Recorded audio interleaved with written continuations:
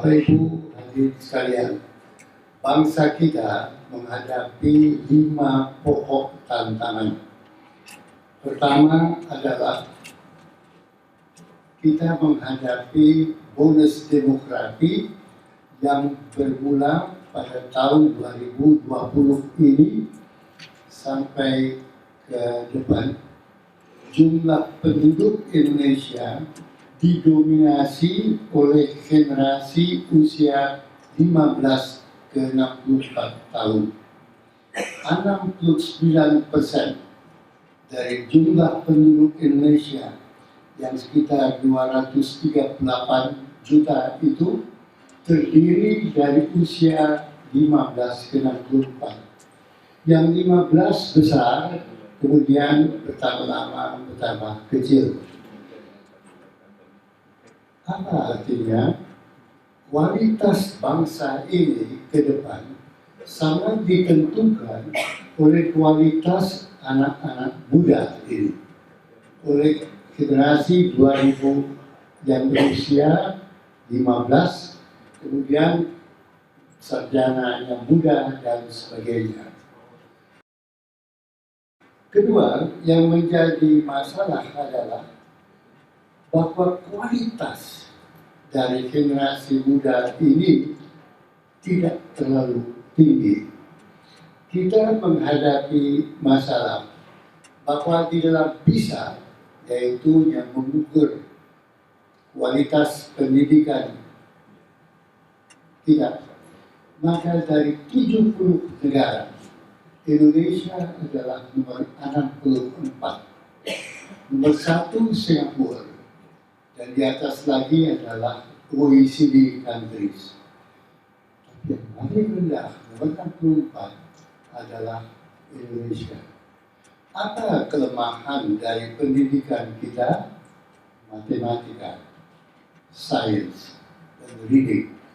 Kita tidak banyak membaca, matematika kita rendah, apalagi sains.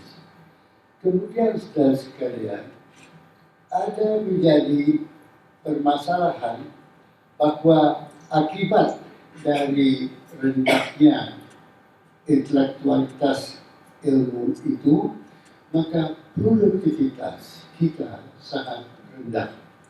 Diukur dengan apa yang disebut produktivitas, capital output ratio.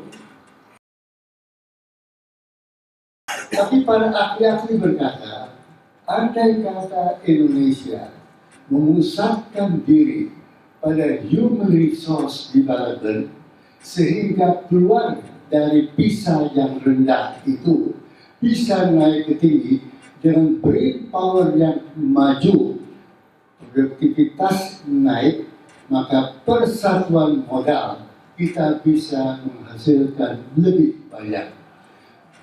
Modal kita besar, sumber daya alam, otak kita yang tertinggal.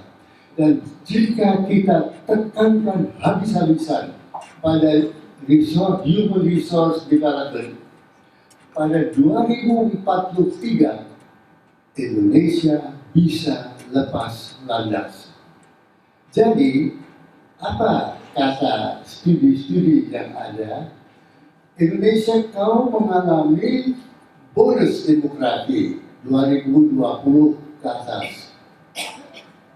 Tapi kalau bonus penduduk itu digenjot habis-habisan dengan kemampuan sains dan teknologi continuously 20 tahun habis-habisan, 2043 kemampuan kapasitas intelektual kita berada pada posisi di mana kita bisa keluar dari middle income trap dengan pendapatan di atas $8.000 per kapita.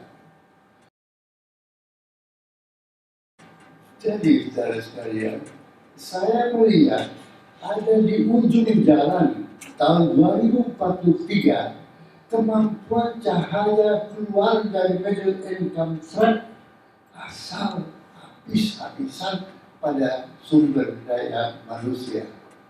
Lalu saya berkata, kamu beruntung Indonesia.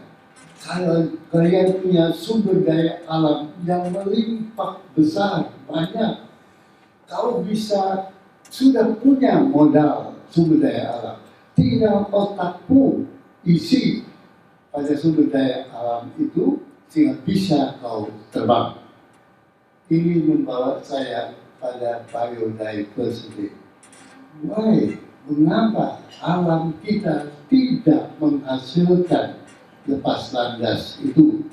Karena kita menggunakan minyak bumi, batu bara, sumber daya alam, monokultur, kelapa sawit dan sebagainya, yang dia punya produktivitasnya, mempunyai puncak, dan jika sumber daya alam minyak batu bara berkurang, maka kemampuan outputnya mengecil.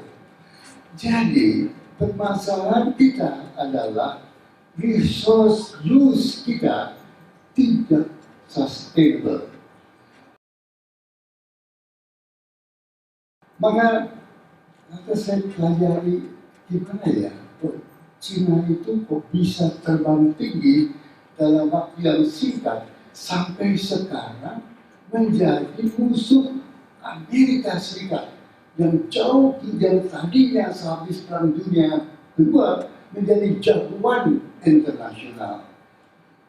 Dan saya coba baca-baca, saya lihat dan Sophie pada waktu tertentu dia mengunjungi Amerika Serikat.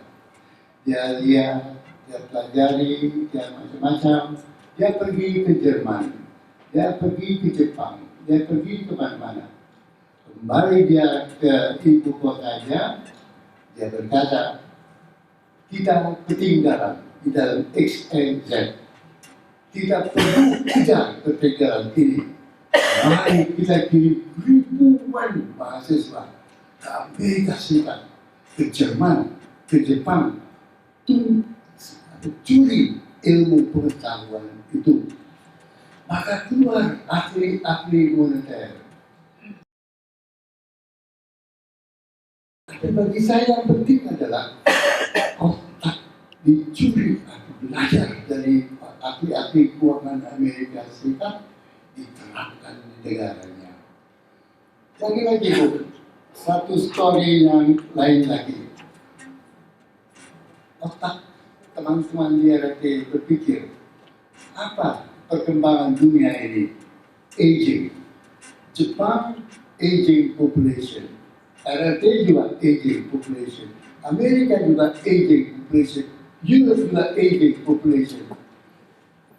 Apa yang diperlukan oleh aging population? Obat to survive. Apa arah mereka mencarinya? Stem cell. Apa yang harus dikembangkan? Stem cell center. Jadi dia selidiki hal ini. Karena ini marketnya menarik. Tahu tak Bu? Dia juga mengembangkan penicillin. RRT mengembangkan teknologi penicillin, birth control, HIV/AIDS, Alzheimer disease, tekanan darah, semua penyakit yang menyangkut generasi orang tua dia kuasai, lantas cari obat-obatnya, dan obat-obat yang tadinya bergantung pada Amerika Serikat dia tiru, dia kejar, dia robah menjadi obat basis RRT.